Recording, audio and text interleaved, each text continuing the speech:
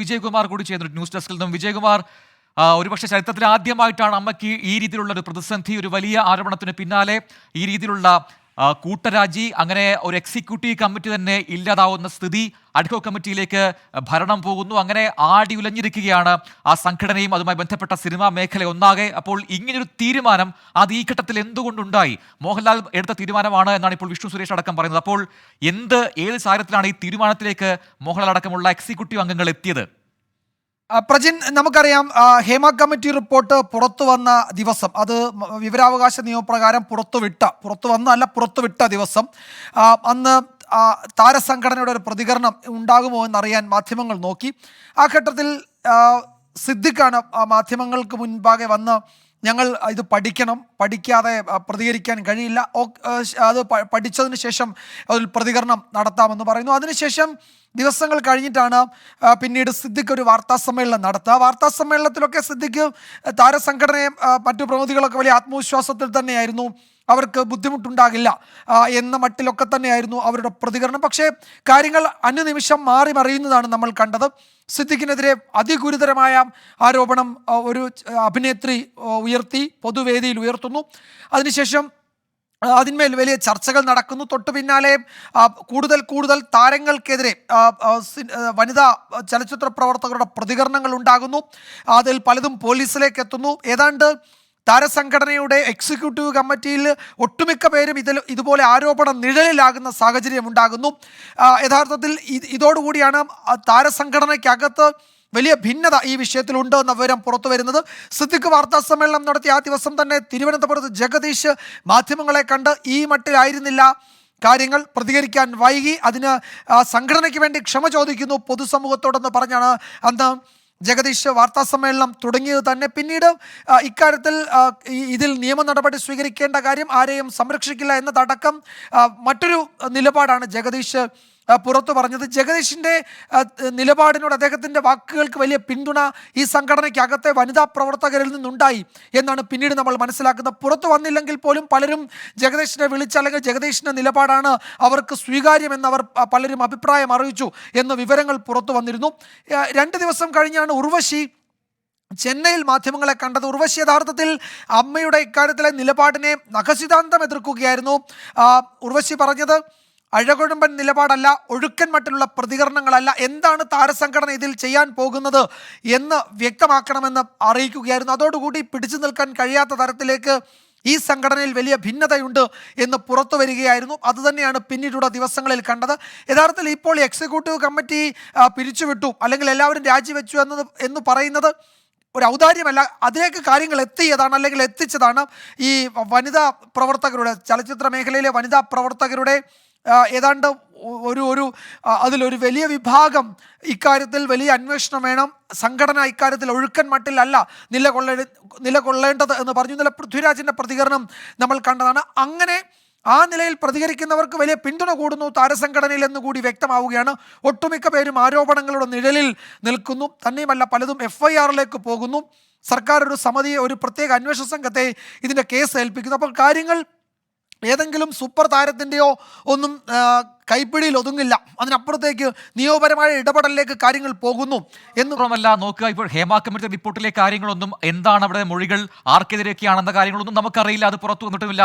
അത് ഒഴിവാക്കിയ ശേഷം മാത്രമാണല്ലോ ആ റിപ്പോർട്ട് പുറത്തു വന്നത്. അത് ഇനിയിപ്പോൾ കോടതിയുടെ മുന്നിലേക്ക് വരാൻ പോവുകയാണ്. പക്ഷേ അതിനുശേഷം വന്ന പ്രതികരണങ്ങളിലാണ് ഇത്രയും വലിയൊരു പ്രതിസന്ധി ഈ സംഘടനയിൽ ഉണ്ടായതെങ്കിൽ ആ നേരത്തെ ഹേമ കമ്മിറ്റി എടുത്ത മൊഴികൾ അല്ലെങ്കിൽ അതിൽ നൽകിയിരിക്കുന്ന മൊഴികൾ, അതിലൊക്കെ പറഞ്ഞ കാര്യങ്ങൾ പുറത്തു വരികയാണെങ്കിൽ എന്തായിരിക്കും ഈ മേഖലയിൽ സംഭവിക്കുക എന്നൊരു വലിയ ചോദ്യമാണ്. അപ്പോൾ ഈ ഹേമ കമ്മിറ്റി റിപ്പോർട്ട് പുറത്തു വന്നിട്ട് പിന്നാലെ ഉയർന്ന ആരോപണങ്ങളിൽ പെട്ടാണ് ഇത്രയും വലിയൊരു പ്രതിസന്ധി അമ്മ എന്ന സംഘടനയിൽ ഉണ്ടായത്. അപ്പോൾ ഇനിയും വലിയ സംഭവങ്ങൾ, ഇനിയും വലിയ ആരോപണങ്ങൾ, വിവരങ്ങൾ പുറത്തു വരാൻ പോകുന്നതേ ഉള്ളൂ എന്നല്ലേ മനസ്സിലാക്കേണ്ടത്? ഇപ്പോഴിതാ പ്രജിൻ ഒരു വാർത്താക്കുറിപ്പ് അമ്മ നൽകിയിട്ടുണ്ട്. അതിൽ ഇക്കാര്യം പറയുന്നുണ്ട്. അമ്മയെ നവീകരിക്കാനും ശക്തിപ്പെടുത്താനും കെൽപ്പുള്ള പുതിയൊരു നേതൃത്വം അമ്മയ്ക്കുണ്ടാകുമെന്ന ശുഭപ്രതീക്ഷയിലാണ് ഞങ്ങൾ. എല്ലാവർക്കും നന്ദി, വിമർശിച്ചതിനും തിരുത്തിയതിനും എന്നാണ് അതിൻ്റെ അവസാന ഭാഗത്ത് പറയുന്നത്. ഹേമ കമ്മിറ്റി റിപ്പോർട്ട് പുറത്തു വന്നതിനെ തുടർന്ന് സാമൂഹ്യ ദൃശ്യ അച്ചടി മാധ്യമങ്ങളിൽ അമ്മ സംഘടനയിലെ ഭരണസമിതിയിലെ ചില ഭാരവാഹികൾ നേരിടേണ്ടി വന്ന ലൈംഗിക ആരോപണങ്ങളുടെ പശ്ചാത്തലത്തിൽ അമ്മയുടെ നിലവിലുള്ള ഭരണസമിതി അതിൻ്റെ ധാർമ്മികമായ ഉത്തരവാദിത്വം മുൻനിർത്തി രാജിവെക്കുന്നു. 2 മാസത്തിനുള്ളിൽ പൊതുയോഗം കൂടി പുതിയ ഭരണസമിതിയെ തെരഞ്ഞെടുക്കും.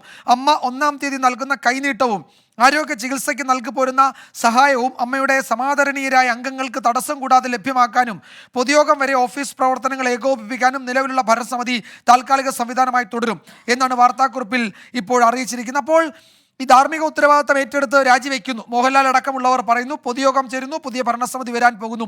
ഇതൊക്കെ യഥാർത്ഥത്തിൽ സിനിമയ്ക്കുള്ളിൽ, സിനിമയിലെ സംവിധാനങ്ങൾക്കുള്ളിൽ നടക്കുന്ന വലിയ തിരുത്തലിൻ്റെ സൂചനയായി കൂടി തന്നെ വിലയിരുത്താം. കാര്യങ്ങൾ നേരത്തെ കരുതിയതുപോലെ ഹേമ കമ്മിറ്റി റിപ്പോർട്ട്, അതിലെ ചില വിവരങ്ങൾ പുറത്തു വരാതിരുന്നതിൻ്റെ ആനുകൂല്യം ആർക്കെങ്കിലും ലഭിക്കുമെന്ന് കരുതിയെങ്കിൽ അവിടെ തെറ്റി. അങ്ങനെ ആനുകൂല്യം ആർക്കും ലഭിക്കില്ല. ഹേമ കമ്മിറ്റി റിപ്പോർട്ടിന് അതിൽ മൊഴി കൊടുത്തവർ ആകണമെന്നില്ല, അല്ലാത്തവരും പുറത്തു വന്ന എന്താണ് യഥാർത്ഥത്തിൽ സിനിമയിൽ നടക്കുന്നത്, മലയാള സിനിമയിൽ നടക്കുന്നത്, അതിലെ പുരുഷ കേന്ദ്രീകൃതമായ വ്യവസ്ഥ ആ സിനിമാ മേഖലയിൽ ഉണ്ടാക്കുന്ന വലിയ ജീർണതയുടെ വിവരങ്ങൾ തുറന്നു പറയുന്നു. അത് പരാതിയാകുന്നു, പോലീസിന് മൊഴി നൽകുന്നു, കേസെടുക്കുന്നതിലേക്ക് എത്തുന്നു. ആ നിലയിലേക്ക് കാര്യങ്ങൾ പോവുകയാണ്. ഇപ്പോൾ ഇത് മുഴുവൻ പരിശോധിക്കാൻ പ്രത്യേക സംവിധാനത്തെ, വനിതാ IPS ഓഫീസർമാർ അടങ്ങുന്ന ഒരു പ്രത്യേക സംവിധാനത്തെ സർക്കാർ നിയോഗിക്കുന്നു. അപ്പോൾ ഇതൊക്കെ ഇതിന് തുടർ നിയമ നടപടിയിലേക്ക് പോവുകയാണ്. ഇപ്പോൾ സിദ്ദിഖിന്, ജനറൽ സെക്രട്ടറി സിദ്ദിഖിന് ആദ്യം പദവി ഒഴിയേണ്ടി വരുന്നു. പകരം എന്ന് കരുതിയ ബാബുരാജിന് തൊട്ടുപിറ്റേന്ന് തന്നെ അദ്ദേഹത്തിനെതിരെ ആരോപണം ഉയരുന്നു. ഇനിയിപ്പോൾ അങ്ങനെ പകരക്കാരുമില്ല. അപ്പോൾ ഈ കമ്മിറ്റി തന്നെ പിരിച്ചുവിടുക എന്ന തീരുമാനത്തിലേക്ക് എത്തിയിരിക്കുന്നു. ആർക്കൊക്കെ എതിരെ എന്തൊക്കെ ആരോപണങ്ങൾ വരാൻ പോകുന്നു എന്നതൊക്കെ വലിയ പ്രശ്നമാണ്. ഇപ്പോൾ ജനാധിപത്യത്തിൻ്റെ വെളിച്ചം കടക്കാത്ത സംഘടനകളിൽ ഇത് സംഭവിക്കുമെന്ന് സമൂഹ മാധ്യമങ്ങളിൽ ചില ഈ സാമൂഹ്യ പ്രവർത്തകരൊക്കെ എഴുതിയിരുന്നത് യഥാർത്ഥത്തിൽ ശരിവെക്കുന്നു എന്ന് തോന്നുന്നു. വലിയ വിമർശനങ്ങൾ ഉണ്ടാകുമ്പോൾ പിടിച്ചു നിൽക്കാൻ കഴിയാത്ത അവസ്ഥയുണ്ടാകുന്നു. അതിന് പ്രതിരോധം തീർക്കാൻ കഴിയാത്ത തരത്തിലേക്ക് ദുർബലമാകുന്നു സംവിധാനങ്ങൾ. അതുകൊണ്ട് രാജിയല്ലാതെ, പുറത്തു പോവുകയല്ലാതെ എക്സിക്യൂട്ടീവ് കമ്മിറ്റിക്ക് തുടരാൻ കഴിയില്ലെന്ന തിരിച്ചറിവ് അവിടെ ഉണ്ട്. അതിപ്പോൾ കഴിഞ്ഞ ദിവസങ്ങളിൽ മോഹൻലാൽ തന്നെ അദ്ദേഹത്തിൻ്റെ ചില സുഹൃത്തുക്കളോട് ഈ നിലയിൽ തുടർന്നിട്ട് കാര്യമില്ല, അദ്ദേഹത്തോടൊപ്പം വലിയ കരുത്തോടെ നിന്നിരുന്ന സിദ്ദിഖിന് പദവി ഒഴിയേണ്ടി വന്നു.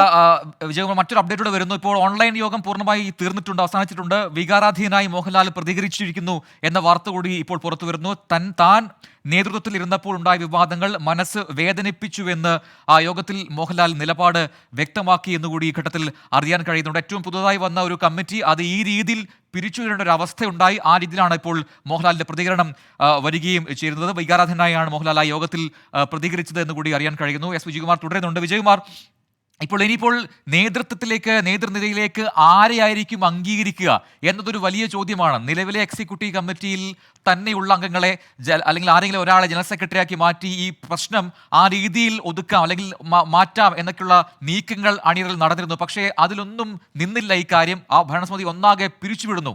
അപ്പോൾ പുതിയൊരു തെരഞ്ഞെടുപ്പ് നടക്കാൻ പോകുന്നു. ആ തെരഞ്ഞെടുപ്പിലും ഇനി ആരൊക്കെ മത്സരിക്കും, ആരൊക്കെ നേതൃത്വത്തിലേക്ക് വരും, ആരൊക്കെ ആൾക്കാർ അംഗീകരിക്കും?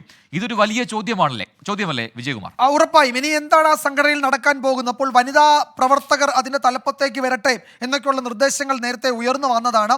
അപ്പോൾ അതിൽ ഏതെങ്കിലും തരത്തിൽ ആ നിലയിലൊക്കെ ഈ സംഘടന പരുവപ്പെടുമോ, അതിൽ ഭാവമാറ്റം ഉണ്ടാകുമോ എന്ന് നമുക്കറിയില്ല. WCC അവരുമായി ചർച്ച നടത്താൻ താരസംഘടന തയ്യാറെടുക്കുന്നു എന്നൊക്കെ പറയുന്നുണ്ടായിരുന്നു. പക്ഷേ ആ നിലയിലേക്കൊക്കെ എന്തെങ്കിലും സമവായത്തിൻ്റെ സാധ്യതയുണ്ടോ എന്നറിയില്ല. പക്ഷേ പ്രജിൻ, ഇപ്പോൾ ഇവിടെ ഈ വികാരാധീനനായി മോഹൻലാലിനെ പോലുള്ളവർ പ്രതികരിച്ചു എന്ന് പറയുന്നു. ഇതിൽ നമുക്ക് അവിശ്വസനീയമാണ്. ഇപ്പോൾ ഈ ചലച്ചിത്ര മേഖലയിലെ വനിതകൾ നേരിടുന്ന പ്രശ്നങ്ങളെപ്പറ്റി ഈ സിനിമയിൽ പ്രവർത്തിക്കുന്നവർക്ക് അറിയില്ല, അവരറിഞ്ഞിട്ടേ ഇല്ല എന്നൊക്കെ പറഞ്ഞാൽ നമ്മൾ എങ്ങനെയാണ് വിശ്വസിക്കുക?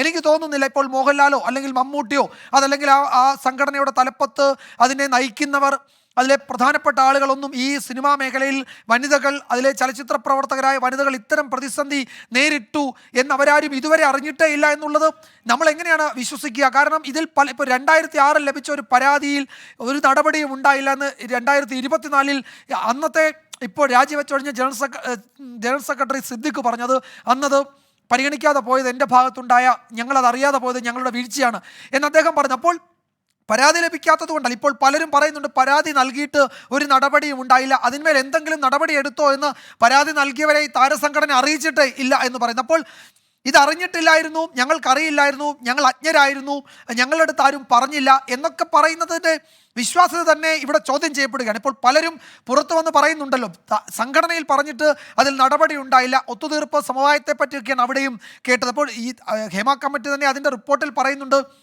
കോംപ്രമൈസ് എന്നതാണ് മലയാള സിനിമയിലെ സ്ത്രീകൾ ആദ്യം പഠിക്കേണ്ട പാഠം എന്നതാണ് അവർക്ക് ലഭിച്ച മൊഴി പലതും വ്യക്തമാക്കുന്നത്. എന്ന് വെച്ച് കഴിഞ്ഞാൽ വിട്ടുവീഴ്ച ചെയ്യുക, സറണ്ടർ ആവുക, സമവായത്തിൽ പോവുക, ഇതാണ് വനിതാ ചലച്ചിത്ര പ്രവർത്തകരെ സംബന്ധിച്ച് അവരുടെ ആദ്യത്തെ പാഠമെന്ന് റിട്ടയർഡ് ഹൈക്കോടതി ജഡ്ജി ജസ്റ്റിസ് കെ ഹേമ അധ്യക്ഷയായ ഒരു സമിതി പഠിച്ച് മൊഴികളൊക്കെ കേട്ട് കണ്ട് എഴുതിയ റിപ്പോർട്ടിൽ പറയുന്നു. അപ്പോൾ അത് ഈ ചലച്ചിത്ര പ്രവർത്തകർ ഇത്രയും പതിറ്റാണ്ടുകളായി പ്രവർത്തിക്കുന്ന മലയാള സിനിമയിലെ പ്രധാനപ്പെട്ട താരങ്ങളും ഒക്കെ അടങ്ങുന്ന ഈ സംഘടനയ്ക്ക് അതിനെപ്പറ്റി അറിയില്ല, അത്തരമൊരു പ്രവണത മലയാള സിനിമയിൽ ഉള്ളതിനെപ്പറ്റി അറിയില്ല എന്ന് പറഞ്ഞാൽ നമുക്ക് എങ്ങനെയാണ് വിശ്വസിക്കാൻ കഴിയും?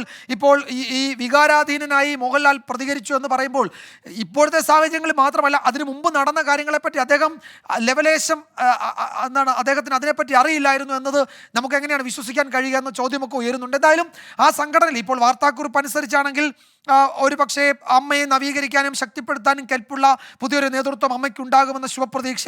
എല്ലാവർക്കും നന്ദി, വിമർശിച്ചതിനും തിരുത്തിയതിനും. അത് സ്വാഗതാർഹമാണ്. അങ്ങനെ ഒരു വിമർശനത്തിനും അതിനൊക്കെ ചെവി കൊടുക്കാനും തിരുത്തലിന് തയ്യാറാകാനും ഈ താരസംഘടന തയ്യാറെടുക്കുന്നു. ഇത് നേരത്തെ ഇതൊരു ക്ലബ്ബാണ്, ഞങ്ങളുടെ പ്രവർത്തന രീതി അങ്ങനെയാണ് എന്നൊക്കെ പറഞ്ഞ പല ഇതിൻ്റെ തലപ്പത്തുള്ളവരെയും നമുക്കറിയാം. അപ്പോൾ ഏതെങ്കിലും തരത്തിലുള്ള സാമൂഹ്യ ഇടപെടലുകൾ ആ സംഘടന ഏതെങ്കിലും ഒരു ഘട്ടത്തിൽ സ്വീകരിച്ചിരുന്നോ? അതിന് വഴങ്ങിയിരുന്നോ? സാമൂഹ്യ സമ്മർദ്ദങ്ങളോട് എങ്ങനെയാണ് പ്രതികരിച്ചിരുന്നത്? മാധ്യമ ഇടപെടലുകൾ ആ സംഘടന എത്രത്തോളം സ്വീകരിച്ചിരുന്നു? നടിയെ ആക്രമിച്ച സമയത്ത് ഉണ്ടായ വിമർശനങ്ങൾ അത് സ്വയം വിമർശനമായി കണ്ടിരുന്നു? അന്ന് അതിനുശേഷം നടന്ന ഒരു യോഗത്തിൽ ഇപ്പോൾ കെ ബി ഗണേഷ് കുമാറും മുകേഷും ആ യോഗത്തിൽ ഉയർത്തിയ അവരുടെ പ്രസ്താവന, മാധ്യമങ്ങളോട് അവർ സംസാരിച്ച രീതി, അതൊക്കെ നമ്മൾ കണ്ടതാണ്. രണ്ടു മക്കളെയും ഒരുപോലെയാണ് കാണുന്നത് എന്നാണ് കെ ബി ഗണേഷ് കുമാർ ആ യോഗത്തിന് ശേഷം പറഞ്ഞത്. അതായത് പരാതിക്കാരിയെയും അല്ലെങ്കിൽ അതിജീവിതയെയും ആരോപണ വിധേയനെയും പിന്നീട് പ്രതിയാവുകയും ചെയ്ത രണ്ടുപേരെയും ഒരുപോലെ കാണുന്നു എന്നാണ് ആ യോഗത്തിന് ശേഷം കെ ബി ഗണേഷ് കുമാർ പറഞ്ഞതൊക്കെ നമ്മൾ ഇപ്പോഴും നമ്മളുടെ വീഡിയോ ഫുട്ടേജുകൾ നമ്മളുടെയൊക്കെ കയ്യിലുണ്ട്. അപ്പോൾ അങ്ങനെ കണ്ടിരുന്ന ഒരു സംഘടന ഇപ്പോഴൊരു തിരുത്തലിന് തയ്യാറാകുന്നു എന്നത് ആ നിലയ്ക്ക് സ്വാഗതാർഹമാണ്. പക്ഷേ ആ പറഞ്ഞതുപോലെ പാലിക്കപ്പെടുമോ? പുതിയ ഭരണസമിതി ആ നിലയിലൊക്കെ ഉണ്ടാകുമോ എന്ന് നമുക്കറിയാം. ഏറ്റവും പ്രധാനപ്പെട്ട ചോദ്യം തന്നെയാണ് വിജയകുമാർ. അത് പലപ്പോഴും ഇത്തരം വിവാദങ്ങളുമായി ബന്ധപ്പെട്ട ചോദ്യങ്ങൾ വരുമ്പോഴൊക്കെ തന്നെ ആ രീതിയിൽ തന്നെയാണ് മുൻകാലങ്ങളിലൊക്കെ ഈ എക്സിക്യൂട്ടീവ് കമ്മിറ്റിയിലെ അംഗങ്ങൾ പ്രതികരിച്ചത് എന്നത് ശ്രദ്ധേയമാണ്. അതൊരു മാറ്റമുണ്ടായത് ഇത്തവണ എന്നതും ശ്രദ്ധേയം. അതിൽ രണ്ട് പ്രധാനപ്പെട്ട അംഗങ്ങൾ, അതൊന്ന് വൈസ് പ്രസിഡന്റും മറ്റേ ജനറൽ സെക്രട്ടറിയുമാണ്. രണ്ട് അഭിപ്രായങ്ങൾ ഒരു മിനിറ്റിന്റെ അന്തരത്തിൽ പറയുന്നത് നമ്മൾ കണ്ടു. അങ്ങനെ ആ ഘട്ടത്തിൽ തൊട്ട് ഒരു മാറ്റം അമ്മയിൽ സംഭവിച്ചു തുടങ്ങിയിട്ടുണ്ട് എന്നത് ഉറപ്പാണ്. അതിലേറ്റവും ഒടുവിലത്തെ കാര്യമാണ് ഇപ്പോൾ നടന്നിരിക്കുന്നത്. ഒരു എക്സിക്യൂട്ടീവ് കമ്മിറ്റി തന്നെ പൂർണ്ണമായും ഇല്ലാതാകുന്നു. അതും ഒരു ഹേമ കമ്മിറ്റി റിപ്പോർട്ടുമായി ബന്ധപ്പെട്ടുകൊണ്ട്, അല്ലെങ്കിൽ അതുമായി ബന്ധപ്പെട്ട് ഉയർന്ന മറ്റ് ആരോപണങ്ങളിൽ ഉഴലി ശേഷമാണ് ഈ രീതിയിൽ അമ്മയിൽ നിന്നും ഈ ഒരു രാജി ഉണ്ടായിരിക്കുന്നതെന്ന കാര്യം ശ്രദ്ധേയം. അശ്വിൻ പാലാഴി കൂടി ചേർന്നുണ്ട്. അശ്വിൻ, ഈ ഓൺലൈൻ യോഗം അവസാനിച്ചിട്ടുണ്ട്. അതിനുശേഷമാണ് ഇപ്പോൾ ഈ വാർത്താക്കുറിപ്പ് അമ്മ ഔദ്യോഗികമായി ഇറക്കിയിരിക്കുന്നത്. 2 മാസം അഡ്ഹോക് കമ്മിറ്റി തുടരും. ഇപ്പോഴത്തെ ഭരണസമിതി തന്നെ താൽക്കാലികമായി അതുവരെ തുടരും. കാരണം നിരവധി കാര്യങ്ങൾ ചെയ്തു തീർക്കാനുണ്ട് എന്ന കാര്യം